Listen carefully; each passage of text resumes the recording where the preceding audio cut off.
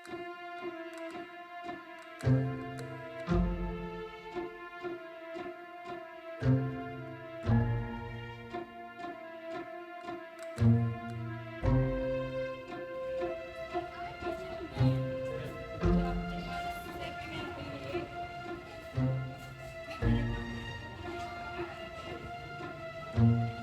semuanya, perkenalkan nama saya Afisa Piliana Setiawan dengan NIM 221910401009 dari Prodi Teknik Kimia. Tokoh yang saya pilih di Taman Kebangsaan adalah B.J. Habibie. B.J. Habibie merupakan salah satu tokoh yang banyak memberikan sumbangsi pemikiran bagi perkembangan Indonesia untuk menjadi sebuah bangsa negara yang terus berkembang. Beliau juga merupakan seorang presiden ketiga Republik Indonesia menggantikan Soeharto. Peristiwa lengsernya Soeharto yang kemudian digantikan oleh B.J. Habibie menjadi sebuah momen kebangkitan Indonesia dalam hal demokrasi dan pendewasaan bernegara maupun berbangsa. Meskipun pemerintahan pada masa B.J. Habibie dikatakan sebagai sebuah masa di mana Indonesia mengalami keterpurukan, tetapi beliau mampu memberikan fondasi yang tepat untuk kemajuan Republik Indonesia dengan gaya kepemimpinan yang visioner.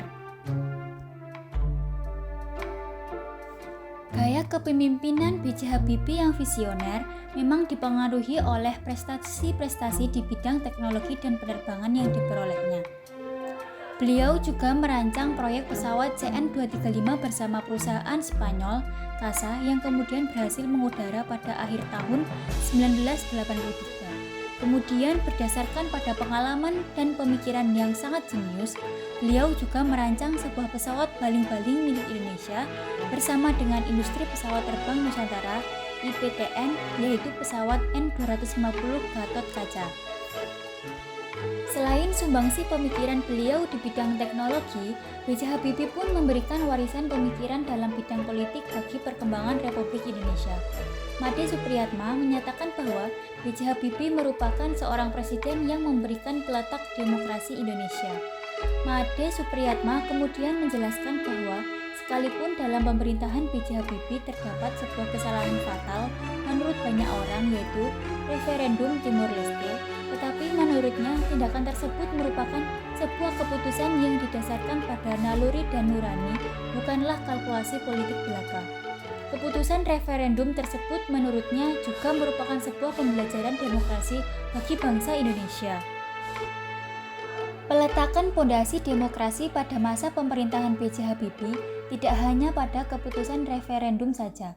Pada masa pemerintahan beliau, tumbuh kebebasan pers, pembebasan tahanan politik, reformasi di tubuh militer dan kepolisian, dan pemberian otonomi kepada daerah. Pendapat serupa juga dilontarkan oleh Junior Henry Wijaya dan Iman Amanda Permatasari bahwa pada masa kepemimpinan B.J. Habibie didapatkan 6 macam tuntutan, yaitu penegakan supremasi hukum, pemberantasan KKN, mengadili mantan Presiden Soeharto dan kroni-kroninya, amandemen konstitusi, pencabutan duifungsi ABRI, dan pemberian otonomi daerah seluas-luasnya. Hampir keseluruhan tuntutan tersebut telah dicapai oleh kebijakan-kebijakan yang dibentuknya. Selain itu juga, B.J. Habibie membuat sebuah kebijakan untuk menyelamatkan Republik Indonesia dari krisis moneter, yaitu membentuk Badan Penyihatan Perbankan Nasional atau BPPN.